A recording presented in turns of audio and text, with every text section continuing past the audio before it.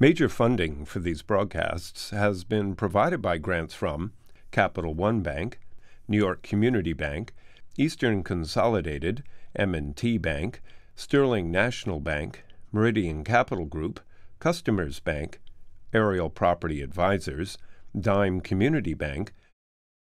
Additional funding has been provided by AmTrust Title Insurance Company, AVR Realty Company, Bank of America, Merrill Lynch, Briarwood Organization, CBRE, Chase Commercial Term Lending, Chase Mortgage Lending, JP Morgan Chase, Citizens Bank, Colliers International NYC, Collins Building Services, CPEX Real Estate Services, Douglaston Development, Levine Builders, Flushing Bank, Friedman LLP, Handler Real Estate Organization, Handro Properties, Hodges Ward Elliott, Inc., Investors Bank, James D. Kuhn Real Estate Center at Syracuse University, Kilroy Architectural Windows, Madison Realty Capital, Matone Group, Mercantile Bank, New Banks, Newmark Knight Frank, Optimum Window Manufacturing Corp., People's United Bank, Rockefeller Group, Rosewood Realty Services, SJP Properties, Stonehenge Partners, TD Bank, Terra CRG, the Marinkoff Family Foundation, the Moynihan Organization, Moynihan Capital Partners, and these friends.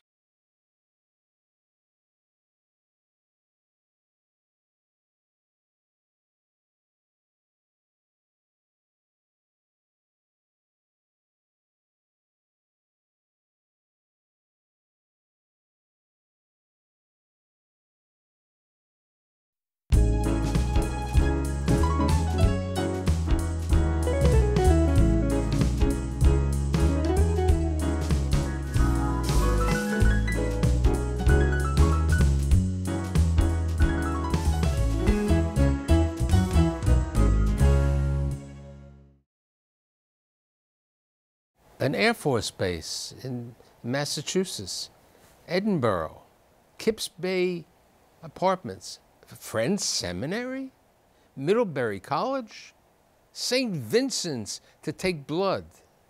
No, you know what? I'm going to go to Siena. I'm going to learn a little Italian. Now, you know what? I'm going to be a lawyer. I'm going to practice law, get involved with some cases. Nah, law isn't there. I have to follow the family tradition. I'm going to go into medicine. Let me also get my MPH at Harvard. I'm going to become an emergency room physician. I'm going to become one of the best in the country. And I'm going to become the Chief Medical Information Officer at the NYU Langone and an associate professor at the NYU School of Medicine. I have Dr. Paul Testa. Thank you for being here. Thanks so much for having me. You know, I gave the whole life in a minute, but now we have to do it the whole thing. So tell me about the history of the family, when they arrived in America. Start on Dad's side first, and then we go to Mom's side. So just outside of Naples, where my great-grandparents came from, and everybody came through New York City. This is Dad's side. Dad's side. Where'd they end up, on Spring Street? Down on Spring and Mulberry. The first storefront office was on Mulberry Street, and then he turned the corner and opened up on Spring. So they came over here as physicians? Not that side. They came over as tailors. That's right. My grandfather's father was a tailor and put him through Columbia. Put him through New York Med. He got into Columbia. This is your grandfather? My grandfather, but my great-grandfather said, don't lose the $50 deposit. Go to New York Med, which is where. So you had the opportunity of going to New York Med and also being a tailor? On that side, that was the option. On that side, that's Dad's side. Yeah. Okay. Tell me about Mom's side, which goes back 7 generations to be in the healthcare. There's a bunch of barber surgeons we're losing track of, but so they also came through from Naples. They settled up in the Bronx and Yonkers. Also, GPs up in that area, and they were all docs, and they were before that they were trained at University of Bologna. Go back a ways that side. Okay, so now let's go to your father. Your father's father was a physician, you said? Yep. What was his specialty? Is a GP? General practitioner, yeah. So you used to walk around and visit the patients at that time? My dad would say he would come back home for dinner finish up, get in the car, go back, drive through Little Italy and see the patients. They lived Stuyvesant Town during the war, then Gramercy Park, up in Scarsdale. Tell me about Mom's parents. So you said Mom's father was a physician Also a GP up in the Bronx. My grandmother, my mom's mom, was in nursing school when she met my grandfather, and I don't think she didn't finish nursing school. Boy, so with all that medicine, we'll get to the fact that you wanted to be a lawyer, and who knows what happens. Okay, so tell me about that. Dad goes to college at New York Medical School, right? Went to college at College of the Holy Cross, Right. and then went to New York Med for med school, yeah. Okay, and after New York Med, he went into the Air Force. Yeah, did his intern year at St. Vincent's, then went into the Air Force for a couple of years, and came back and finished his residency in orthopedics at NYU Langone. Okay, now Mom met him, right? They were in med school together. I don't think she liked him very much, is what she tells me. But then they did internship together. They were on nights. Now Mom became a radiologist, She did. right? Now where'd she get her radiology? St. Vincent's. So they kept with the St. Vincent's They over stayed with St. Vincent's. Where were you born? Westover Air Force Base up in Massachusetts. Okay, that's when Dad was in the Air Force. Yep. Now you're older, you have a younger brother also, I do. who also went into the healthcare profession. We're not very It's a creative. tradition, okay? It was like the barbershops. Yes, yes. Same idea over there. Dad gets involved with NYU as opposed to St. Vincent's? Right. I think it was a really prestigious orthopedic program, and he was excited to train in that and there. So he became an orthopedist? He did. Okay. So now let's talk about the older Testa brother, okay? So, Okay. So you were born when? 1969. 1969. And you were, at that time, you were living in Kips Bay? A couple of years at Kips Bay. Okay, so from Kips Bay, you then ended up at 870 UM Plaza. We did. Would you tell me one of the interesting things later on in life of visiting your apartment at 870 was seeing Truman Capote and some other interesting characters in the building? It was a wild building in the 80s. So you'd come home, you know, 1985 or 1984. Truman Capote would be sitting in the lobby with a highball, welcoming the guests back into the apartment building. On our floor, half of the floor was Gloria Vanderbilt. You'd see her. She chose the wallpaper. It was all dragons. It's kind of an amazing place to grow up as a kid. You know, it would have been better if there was psychiatrists as opposed to a radiologist and orthopedist in that building? In that building, okay. It would have been helpful. So how does the good Roman Catholic kid who has roots of, you know, St. Vincent's and all these other places and New York Medical College and everything decide to go to Friends Seminary? I think I've got my mom to thank for that. I don't remember, but it was kindergarten. And she said I seemed happiest there. And it was a great place. It's a small, liberal, wildly accepting place that sort of fit in at, and they left me there for 14 years. So let's talk about those years at Friends Seminary. What do you remember? It's a special school. So Quakers believe that if given enough opportunities, everybody will do the right thing. And they have this meeting for silence or meeting for worship. So every day, the entire school would get together for 45 minutes. Not so much pray or worship as just sit in silence together. And if anybody wanted to say something, anybody could stand up. So it was very egalitarian. It's a very special place. Co-ed at that time? Co-ed. Been co-ed, I believe, since the beginning, and it's 230 years old or so. My brother was 4 years behind me, and he was there too. So that was great. Friends. He went to Friends too. So the parents left the religion and sent to the Quaker school. Okay. Yeah. So talk to me about the summers when you were growing up.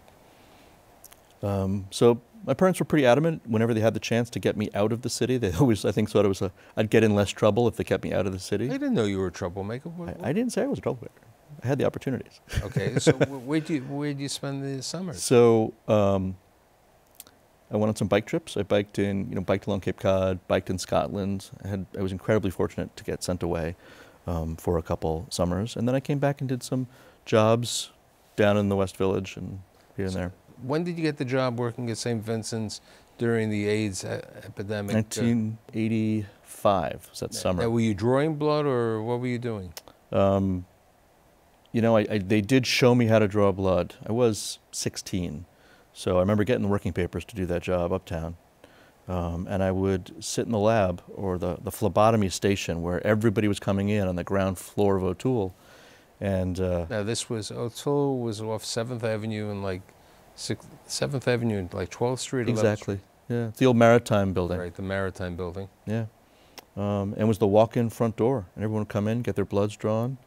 And you would see, it was when you started seeing people dying in the streets. Now, at that time, did you think you were going to follow the family tradition of going into medicine? I kind of did. I kind of did. I don't think I knew any better not to. So when do you graduate from Friends? 87. So it's 87. You've had your 14 years at Friends. How do you decide to go to Middlebury College? I lived my whole life in Manhattan, and I thought trees would be wonderful. I thought a small community. Wait, come on. Central Park. There is Central Park. There are trees, okay. We were right across from Washington Square. It's right there. Bigger trees, different kinds of trees. Vermont trees. Vermont's a very special place. And I thought, what's the exact opposite from a small community in the East Village of Manhattan is a small community in the center of Vermont. Now, how does somebody who's planning to go pre-med get into geography? They had core requirements, and I realized I was spending a lot of time in the bio and chemistry labs and looking out the window at some beautiful countryside in the middle of Vermont. And I figured, I'm really going to have a better time here, and I'm going to get more out of it if I'm not pre-med. And I didn't think I had to be pre-med. So you took the medical requirements, right? About a year's worth. I took about a year's worth, and then I said, I'm going to go skiing. So skiing was in the... Skiing was in the mix. Now, what happened one summer? You had one summer at BBD&O, right? Yep. So you were with the madmen of the advertising world. I was. And tell me about that summer. I think that job would now be replaced by the internet. I did traffic, which means you would take advertising copy from one desk to the next desk. I had a cart. With the cart. You had the cart. You had the cart, and you were able to move that. Okay. Had the cart. So you were in the traffic for one summer. One summer. Now, how did the physician, future physician, I would say, get involved with Philip Morris? Okay. Now that that wasn't part of the vernacular of the health care. It wasn't, and I feel like I'm still doing. I'm doing penance ever since. Yes. Ever since. I bumped into a friend of mine on the street, and I was looking for a job that summer, and his dad worked there, and he said, "I need somebody who can do research." So what type of research did you do? I researched the international laws around no smoking areas. So I would look at French law, look at Japanese law, and get all the no smoking signs. And then at the time, Jeff Bible, who's an incredible teacher to me, was the CEO of Philip Morris International. And he put me on his planning team at 22 to be exposed to all this corporate culture that the doctor's kid never got exposed to before. And we put together the corporate annual presentation. And what was the presentation? I never got to see it, but I got to make a bunch of slides for it and a lot of no smoking signs. So this is your junior year, I assume, just before. A little bit before that, I think, yeah. Okay, so now it's a senior year. It's time for pre-med. It's time for MCATs. What happens? I had the great fortune of two geography professors that I cut the first day of class of Timmy Meyer was the woman, my professor, and since I didn't, I think I slept in. And since I slept in and missed the class, she said, "Testa, where is he? I see him on my list." Okay, he's not here. He's going to rebut everybody's presentations for the term. So I realized I liked arguing. I liked crafting an argument. When did you realize that you liked arguing? That was probably, well, I think I probably learned that a whole lot earlier, but it hit me probably sophomore year of Middlebury. So you graduated Middlebury what year? 92. So it's 92, and there's a gap. As I said in the opening remarks, Siena? Yep. Tell me about Siena. What was Siena? Siena was reconnecting a little bit with my Italian roots, learning the language that some of my family spoke. I heard around the house a little bit. So I had 4 months before I was going to start law school. I figured, let me see what I can do here. So you had made the decision that you wanted to be a lawyer at this time? Yeah, about halfway through Middlebury I decided that. Okay, so would you apply to law school? Everywhere. Must have been 20 applications. So I didn't know what kind of candidate I'd be. And you finally decided that Boston? Boston College Law School. Right. Okay. At least now you follow the tradition. Okay. Yeah. Jesuits. Had to hit the Jesuits eventually. Okay. So you hit the Jesuits, but you had to take the Siena for the 6 months. And what you gain over there? You learned a little. About 20 pounds of pasta, and a little bit of Italian. Okay. Not a linguist. So now you come back, and now you're in law school. Yep. So let's talk about law school. Law school was terrific. It was Boston College Law School and the Jesuits, which was my first exposure to them, was a terrific experience. It was intellectually stimulating. They made you work for your argument. They pressed you, but they didn't. They made it in a very accepting and open way. Now, since you had this relapse to go into law as opposed to medicine, what was Papa and Mama and Testa saying at this time? He'll wake up one day and decide that he will follow his younger brother? My mom was positive. He'll come around one day. My dad was just happy I had a job and doing something interesting. So. Now, when did you? So, what you do during the first semester? Is that during the first year? The summer? Yeah. Yeah, I clerked for Maxine Duberstein out in Brooklyn. She was a judge who was doing mental health and mental hygiene cases, so civil commitments. And that was the time where multi-drug resistant tuberculosis was untreated and rampant in New York. So she was doing the detention hearings. So it always comes back to healthcare in some way. So that was the first? That was the first. The second summer? Bauer and Gardner, medical malpractice, large medical malpractice firm that does end up dissolving during that summer. So the workload wasn't too bad. But so that was the second? That was the second summer. Now, when was Patagonia, the one day at Patagonia? That was during high school? During high school. I lasted one day there. Took a lie detector test, passed it. Yeah, but you dressed inappropriately. I wore jeans. Okay, so now you're finishing Boston College Law School. Yep. Now you say it's time to practice law. Exactly. Okay, got the law degree. Where do you get? You get a job at Wormsville-Keisley in New York for a short period of time. Yes. And then you find another job back up in Massachusetts, right? Yep. The firm in Massachusetts was terrific, Stoneman, Chandler, and Miller. And they did a lot of labor and employment work, but they also did some healthcare work. And Wormsville-Keisley was a great place for a very brief time, but they were doing really basic corporate stuff. And when I saw a chance to do some healthcare law, I jumped at it. So. Now, as you said to me, you had one major case for a period of 3 years. What was the case about? Little accidents at Dana-Farber Medical? It was a tragic case at Dana-Farber Medical, which involved the overdose, unintentional overdose of 2 patients with chemotherapy. It was my first introduction as an adult, being back inside a hospital, and I was there for easily 3 years. So tell me about the case. It's all public knowledge. It's taught frequently as an example of Swiss cheese errors. It was a whistleblower case, right, originally? Somebody reported it. So one of the patients that ended up dying was the chief healthcare correspondent for the Boston Globe, and that got a lot of publicity from that. So it was very quickly made the front page of the Boston Globe and national papers. And what was your job on the case? It's almost always my job is to translate between 2 different groups. My job was my boss knew I was from a family of doctors, and she thought I could maybe communicate with the doctors in a way she couldn't or wasn't always available to. So she would send me to Dana-Farber to meet with the docs, to collect documents, to review with the doctors before. The medical malpractice aspect was settled quickly. This was the Attorney General's office, the feds, the state, all coming to investigate, as well as Dana-Farber doing both their internal and external peer reviews and what really went wrong in that case. So that's a 3-year period of time. Yeah. So then it's finally decided that you should go to medical school. Yeah. I blame my boss at the law firm. She sent me there 5 days a week, and I told her, I'm like, the docs are having a whole lot more fun than I am. So I decided to switch. So how do you decide to go to Dartmouth now? They would have me. They took me. A buddy of mine, I was choosing. I mean, you could have gone back to the family tradition of New York Medical I could have. School.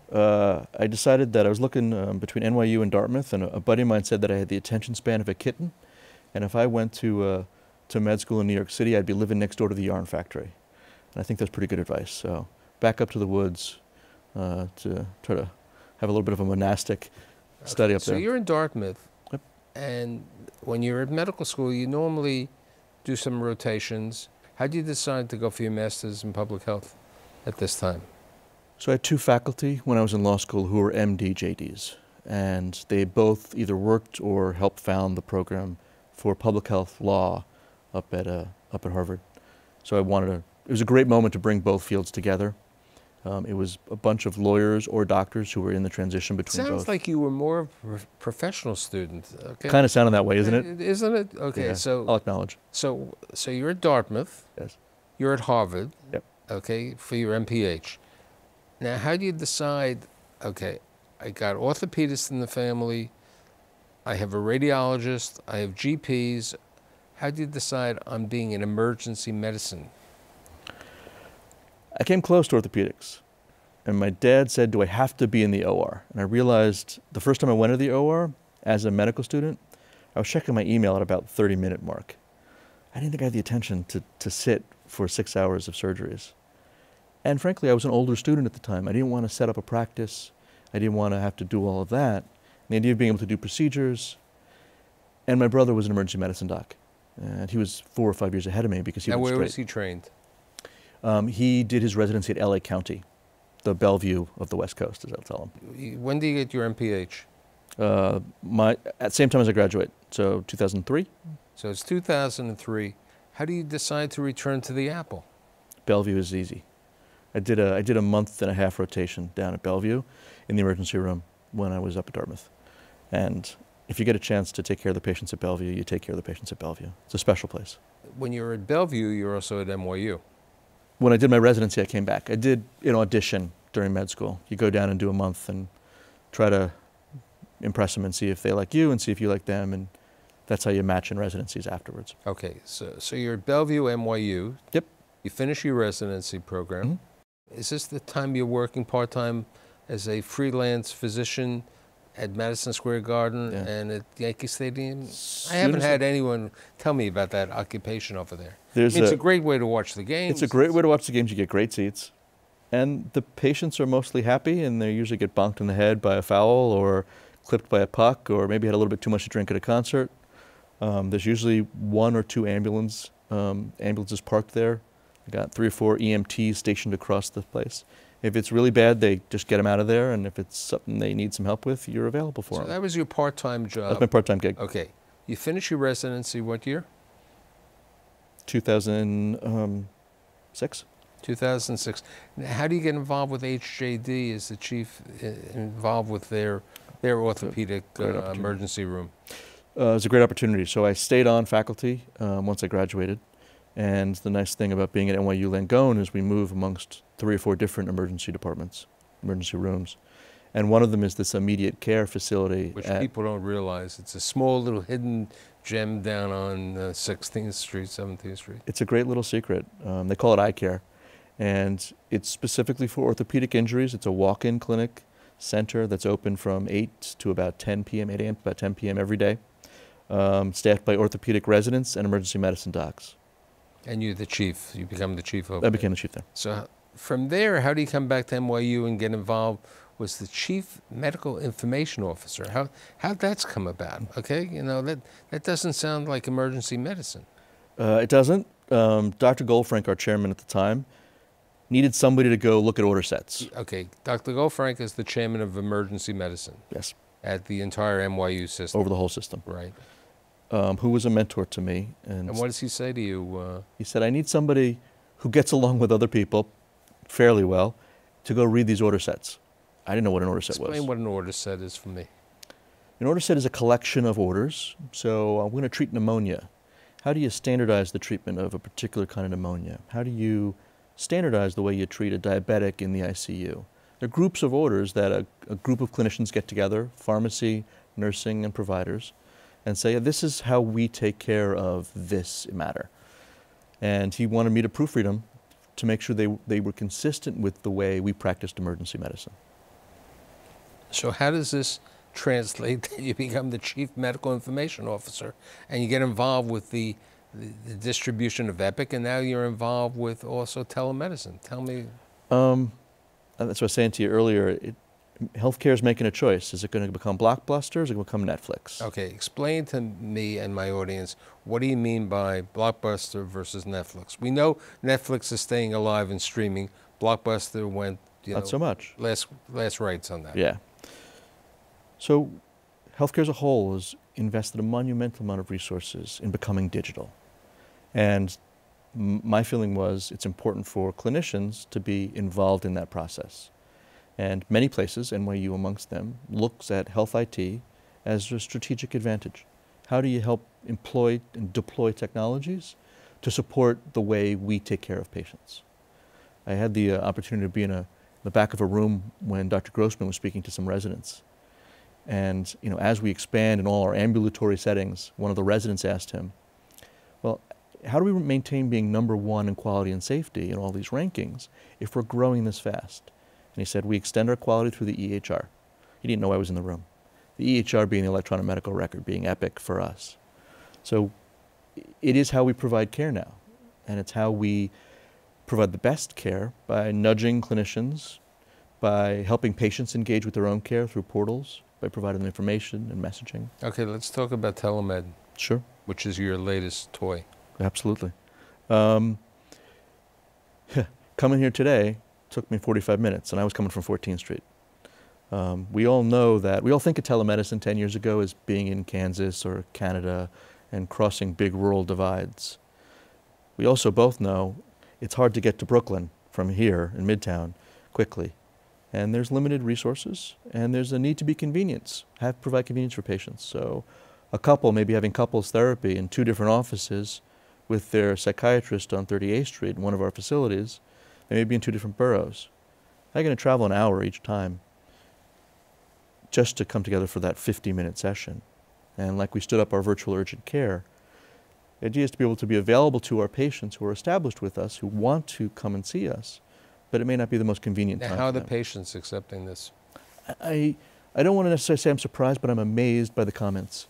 We get feedback from about 40% of our patients, and once they get the video working, which for all of us can be a little bit tricky, they say they get better eye contact finally.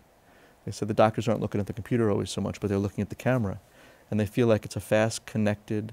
What's the average time on telemedicine? Depends on the kind of visit. The virtual urgent care, which we just launched, that's under 15 minutes a visit. Orthopedics is doing it for their post-operative patients and having a lot of success with that. These are quick checks, first or second visit after total joint, where the surgery, you only may have been in the hospital for a day or less. Yeah. Let's talk about family. You got your brother is in California. Brother's in California. Right? Yeah. And mom and dad, we have a picture of you, mom and dad, at one of the NYU events. Yep. Mom is no longer practicing radiology. She is a photographer, you're saying. We can find her walking around the city of New York and taking pictures. Yeah. 11 o'clock at night, you'll see her in Times Square taking pictures of tourists. And Dad? Dad's newly retired and finding his ways and being retired. So, it's interesting that it wasn't a bad idea for them to send you to Friends Seminary. You've been a professional student, but more important, you're doing a great job at the NYU Langone, and thanks for being here today. Thanks so much, Michael.